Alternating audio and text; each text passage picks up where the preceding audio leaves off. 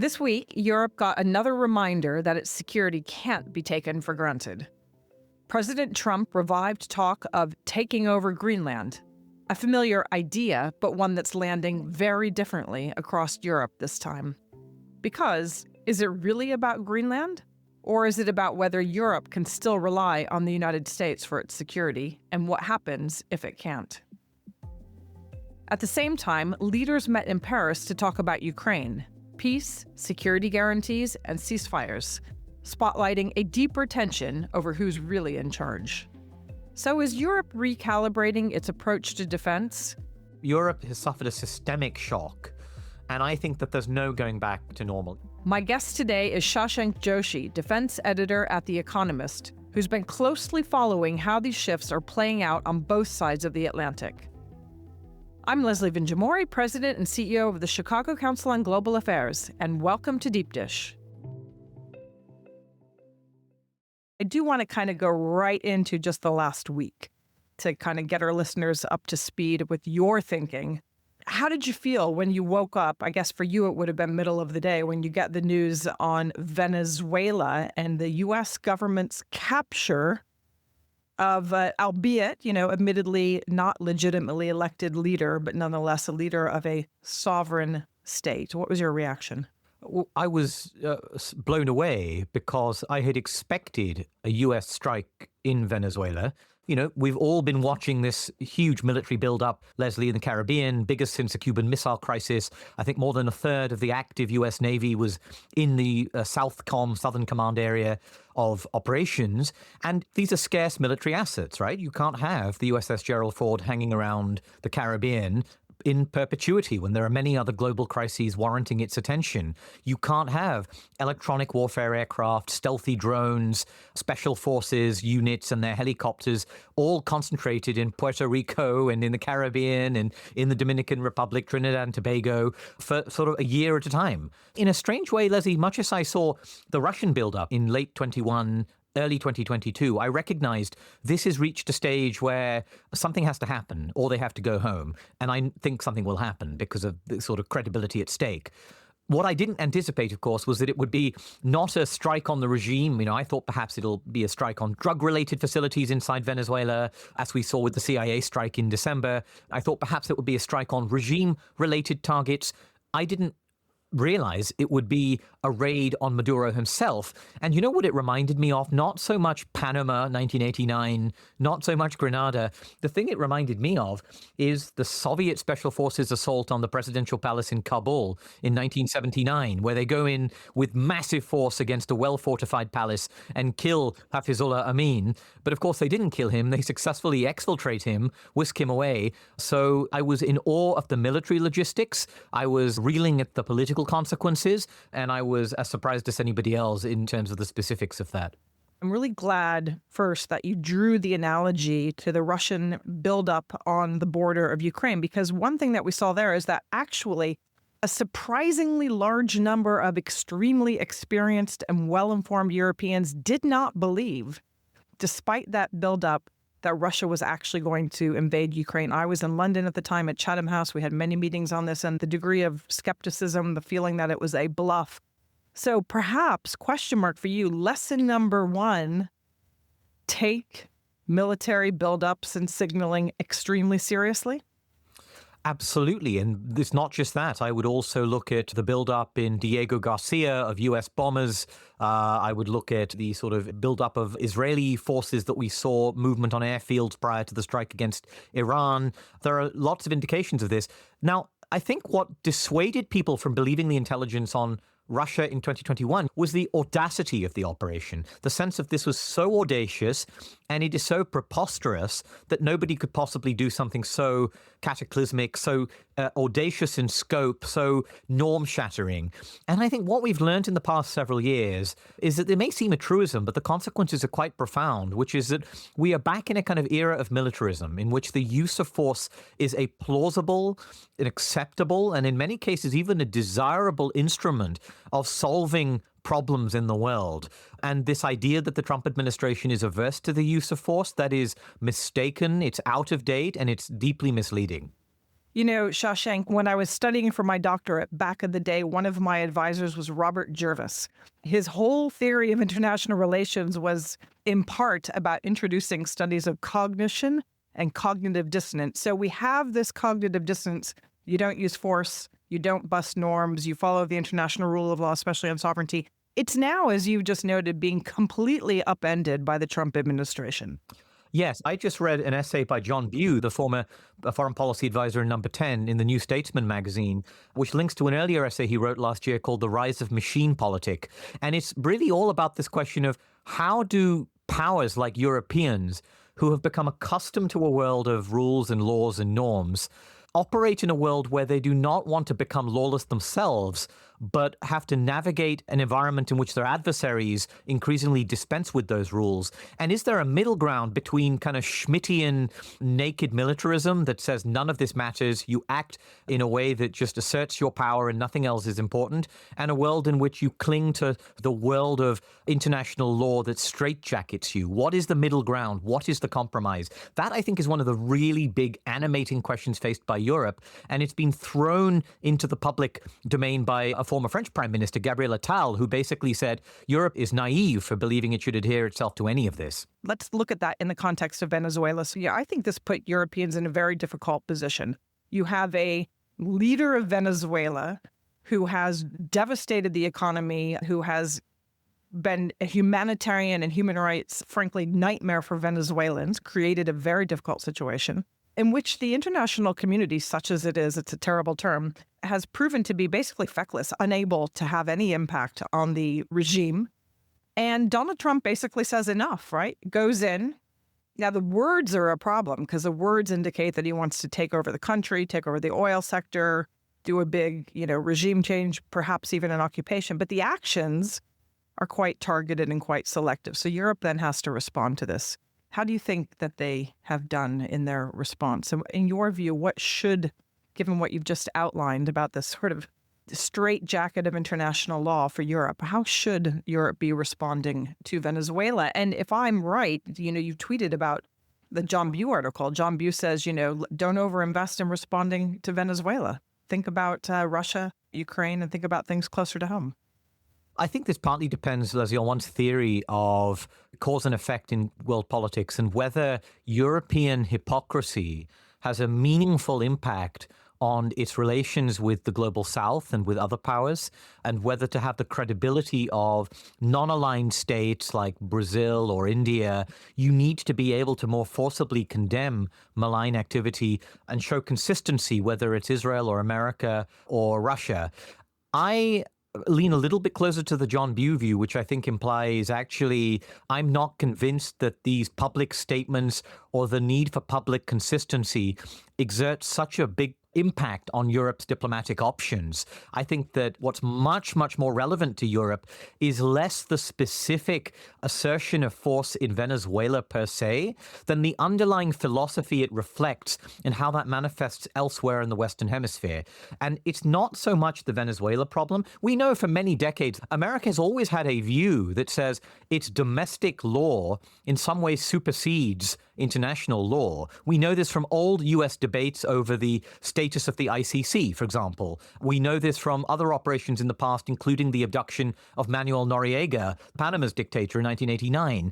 And, it struck me looking at American debates how much the legal questions about whether this was legal revolve around war powers, the Constitution, Congress, and DOJ indictments, and have so very little to do with the UN Charter and threats of imminence and all these other things that preoccupy European perceptions of this, which look completely baffling. But to me, when Europeans look at this, the really concerning things are, and I think correctly are, not so much what this means for Venezuela, as brutal as this is in some ways. It's what does it mean for Canada? What does it mean for Greenland? What does it mean for other places at a time when we are seeing relentless and really intense pressure placed on Europeans through sanctions, through other legal means, in so many other ways as well? So let's get straight to the next big news item, which brings us into Greenland. The threat of either coercion or financial purchase of Greenland is, I'm sure, deeply unsettling to Europeans. We've seen the reactions, but, If push comes to shove, what can Europe really do? How do you assess this current move on Greenland? Well, initially, when this first came up at the beginning of 2025, the Danish response was to say to its European partners, keep this quiet. We deal with this privately through private channels, and we don't want to make this a public jamboree. That has completely changed. In the aftermath of the Venezuela operation, in which there is a sense of, I think, of American hubris. I don't know if it reminds you a little bit of kind of post 9/11, post-Afghan sense of momentum that the US thinks we've knocked over the Taliban. We can use this opportunity to remake the region, right? The famous sense of this is a domino to be toppled here, and we can remake the entire Middle East capitalizing on a single conflict. I get that same mood out of this administration that feels the successful assertion of power now means we can threaten Cuba, we can threaten Colombia, we can threaten Mexico, we can move on Greenland. But the Danish response, I think, has been really seriously to say in recent days from my own conversations, Leslie, with European officials, is to recognize that this is a different phase now. This is an absolutely different phase. And even if Marco Rubio is saying in private these threats to compel an economic deal, I don't think anyone necessarily places complete trust in that. And so the first stage of the response is to marshal public support. And we've seen this incredible statement, this joint statement. We've seen unilateral statements by the Danes saying, this would be the end of NATO, which isn't necessarily a deterrent to this administration. But we've also seen this effort of joint statements, including countries that are normally very, very cautious about criticizing the United States. Exhibit A being the country I'm in, the United Kingdom. As you know from your time in London, we don't make public comments about the Trump administration very easily. It really takes something quite serious to get us to say that. And this very mild rebuke is a sign of that European consensus. But I think the next steps are going to be Danish intelligence watching very, very carefully to see American intelligence activity in Greenland. We've already seen suggestions of influence operations to reach out to the Greenland independence movement and to try to talk to them. Although I think to some degree, America's tactics are putting off even those people inside Greenland as being heavy-handed and unacceptable. And I think you will also begin to have conversations of the type you had last year when the French were saying to the Danes, would you like us to put troops on Greenland? Not because we think we'll be firing at Americans, but because we think it'll be I guess you could call it a diplomatic tripwire, not a tripwire in the kind of Baltic, Estonian, Latvian, Lithuanian NATO forces sense, but a tripwire in the sense of it would complicate any American operation to try to exert its influence and simply annex Greenland as a fait accompli. I think you will see those conversations kick off again with the question of, do we put European forces inside Greenland to say to the Americans, we know you can walk over this, but you would have to have the very unsightly and unsavory spectacle of perhaps taking European forces into custody, of walking past them, of seizing government offices in Greenland. And I think there would be many, many people, not in the administration necessarily, but in the US military, who have years of experience working with NATO, who would be absolutely horrified by that prospect. That doesn't necessarily stop them. We saw in the Caribbean strike operations, for example, how Admiral Halsey, the commander of Southcom, effectively protested and then resigned or was pushed out of office. And that didn't stop them from conducting strikes on drug boats. But I think it would throw sand into the wheels of any American operation to try to take Greenland in a forcible way. Shashank, I'm listening to you and I'm thinking, this is an extraordinarily ridiculous distraction at a time of intense threat from Russia, where Arctic security is a genuine concern, where we have heard that China and Russia are collaborating in the Arctic, ? Now we have Europe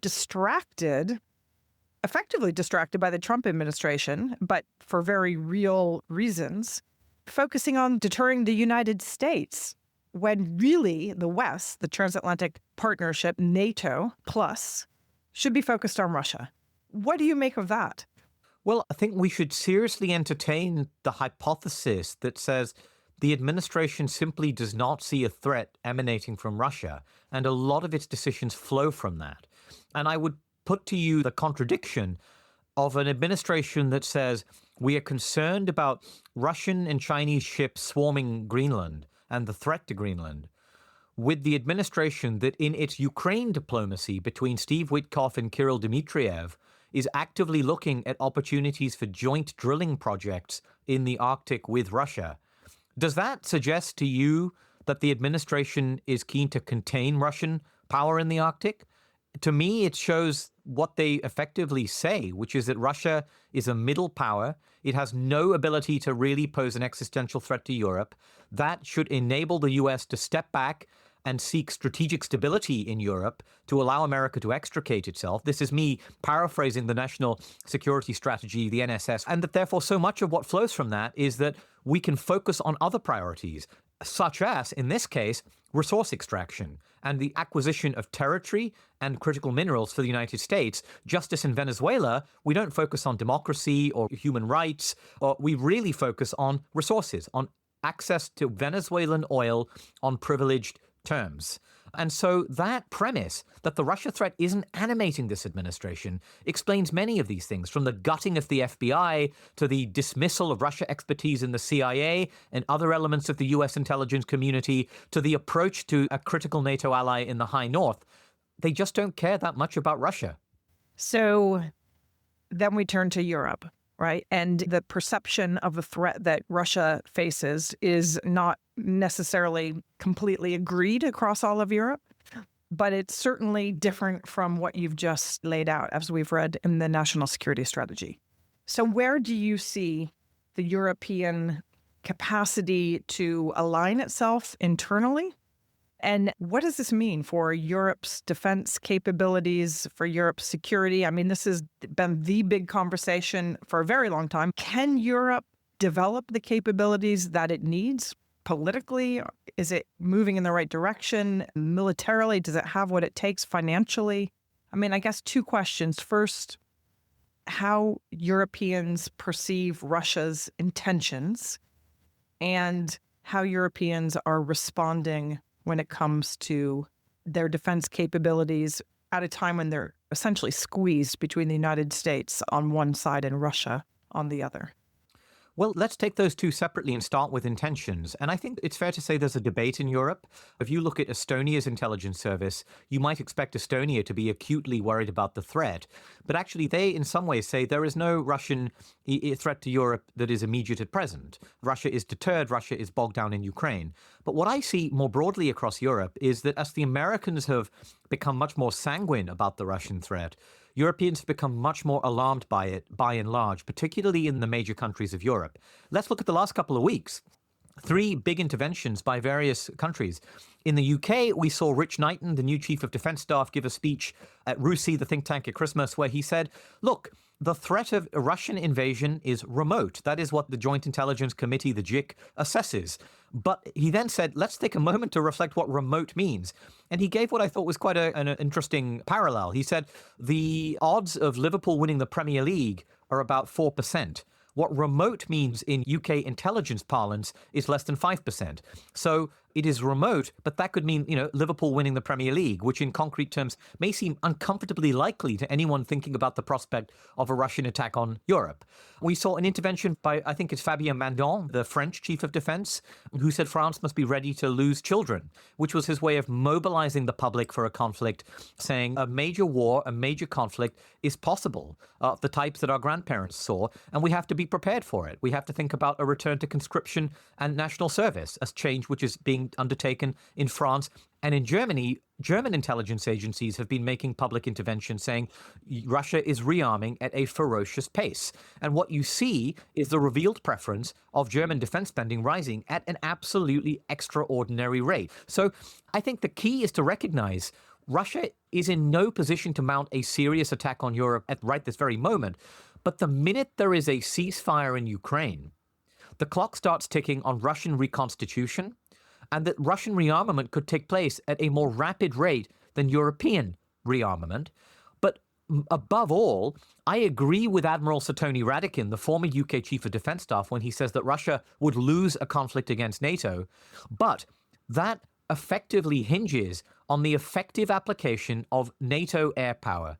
And the effective application of NATO air power to overmatch Russia depends on the involvement of the United States and the availability of its munitions.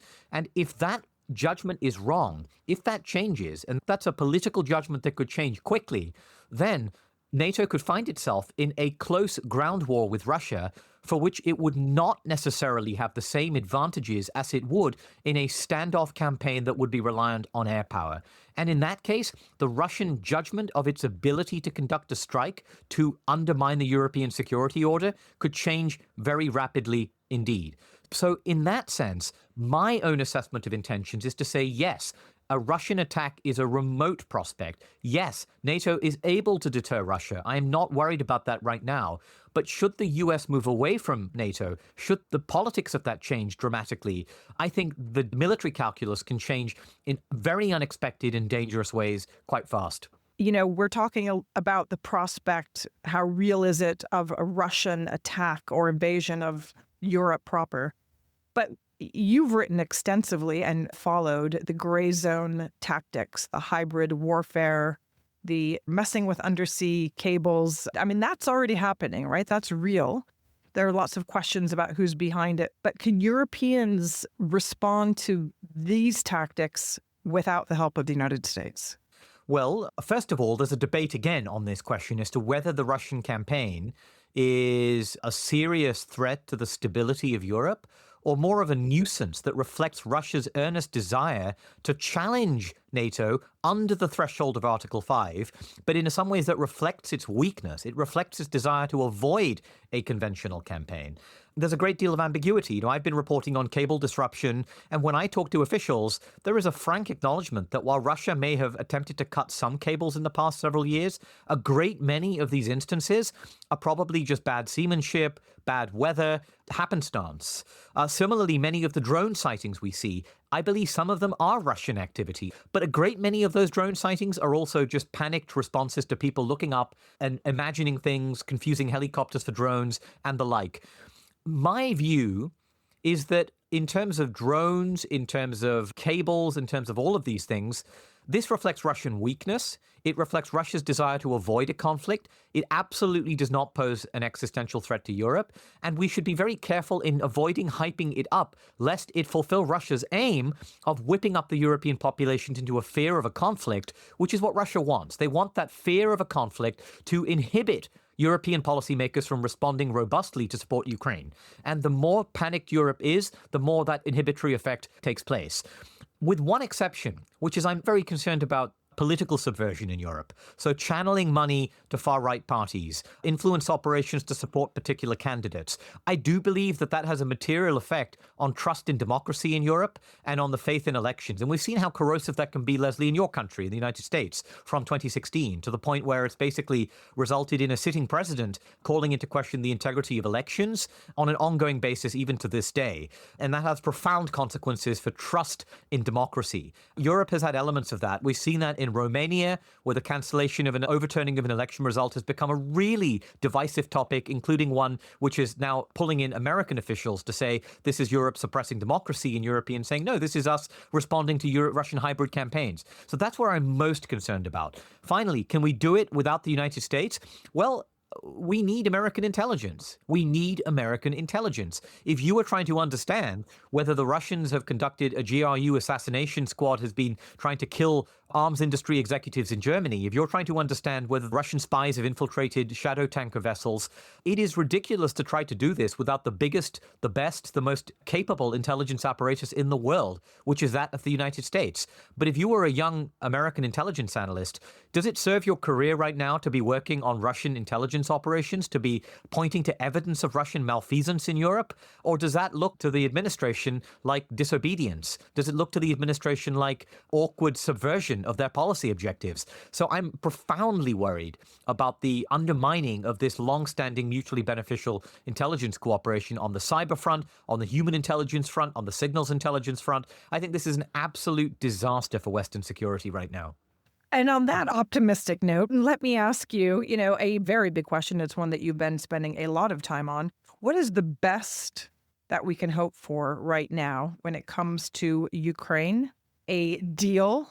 What role do you think Europeans should play when it comes to post a deal? And how much hope is there for the U.S. giving some sort of backstop security assurance in this current context. And I guess, in the first Trump administration, most people seem to think that the wise strategy was to wait it out, sit it out, that America would maybe not come back at full speed, but that this is a passing moment. Maybe if you could also comment on your views on that, given where we are now. First of all, Europe has suffered a systemic shock. And I think that there's no going back to normal. In the last 24 hours, I've been talking to some senior British military officials, others. And of all the states in Europe, the UK is the one most intimately tied to the United States. And I talked about our dependencies on nuclear weapons, on intelligence. I'm even hearing a sense that this has to change. We need to unwind. We need to diversify. There is a sense that this is not sustainable for us. And that even if you have a Democratic administration in 2028, a Democratic administration will also, quite understandably, be less interested in Europe, will have other pressing priorities, including the aftermath of Trump policy in South America, including the pressing issues of Indo-Pacific security, which people in this administration said was their priority, but have not followed up on that. And we'll have to deal with that. But then there is always the prospect of a return to what is a radical and disruptive and a predatory U.S. administration to Europe 4 years hence. And as you know, defense timelines are not measured in 4-year blocks. They're measured in 10-year blocks. That's how long it takes to build fighter jets. That's how long it takes to build submarines. That's how long it takes to build nuclear warheads. And so the decisions you take now are decisions that will lock you in beyond the lifetime even of a successor Democratic administration. So that, I think, has really settled. The question is the timeline on which this unfolds. And if we do see a crisis over Greenland, if we do see a crisis over US and NATO, I think we'll have to see defense spending in Europe rise to 5%, 6% rapidly. What's the best we can hope for? Well, I think that in Ukraine, actually, I'm strangely optimistic on the prospect of a deal at this stage. I think Ukraine is in a very difficult spot. It knows that its battlefield odds are moving against it because of the direction of U.S. policy. And I should be very clear, Russian proficiency on the battlefield as well, including quicker adaptation than Ukraine. And what that means is, I think that Ukrainians realize this is probably an advantageous time for them to strike a deal, even if that deal is not in the terms they would wish to have had a year ago. So I think that's going to happen. My worry is that we will see a European force inside Ukraine, but it will be backstopped by a U.S. commitment of Article 5-like guarantees to Ukraine that will simply not be credible under this administration. And even if they are ratified by the Senate, which, as you know, is going to be no easy feat, even under a pretty sympathetic Congress, that is going to create a very brittle and dangerous situation in which Ukraine will have to rearm extremely fast with European assistance at the same time as Russia rearms to avoid a reinvasion. But Europe will then have to contend with the fact that Russia will be able to shift its forces to the NATO border at the same time. So how do you then give away weapons and equipment and ammunition to Ukraine at the same time as the Russian threat to Europe becomes more acute and the US pulls away? I think that's going to be a very unstable, a very messy scenario in Europe, and I'm really not feeling particularly optimistic about it. I think the best case is that the Americans sort of quietly work with the Europeans privately to say, look, we recognize this. We don't want a resurgence of Russian power in Ukraine. But right now, I'm genuinely concerned that this administration really doesn't see European security as a priority, thinks that even if Russia attacks Ukraine again, even if Russia expands its influence over Europe, ultimately, this is not a problem that fundamentally affects the United States. This has been an extraordinary conversation. I highly encourage those of you who haven't read Shashank's work to read it. Thank you so much, Shashank. Thank you very much for having me. Great to be on. And thank you for listening to this episode of Deep Dish on Global Affairs. I'm your host, Leslie Vinjamori. Talk to you next week. Deep Dish is a production of the Chicago Council on Global Affairs. If you enjoyed today's episode, make sure to follow Deep Dish on Global Affairs wherever you get your podcasts. And if someone you know might find it interesting, send it their way. As a reminder, the opinions you heard belong to the people who expressed them and not to the Chicago Council on Global Affairs. This episode is produced by Tria Raimundo and Jessica Brzeski, with support from Marty O'Connell and Lizzie Sokolich. Thank you for listening.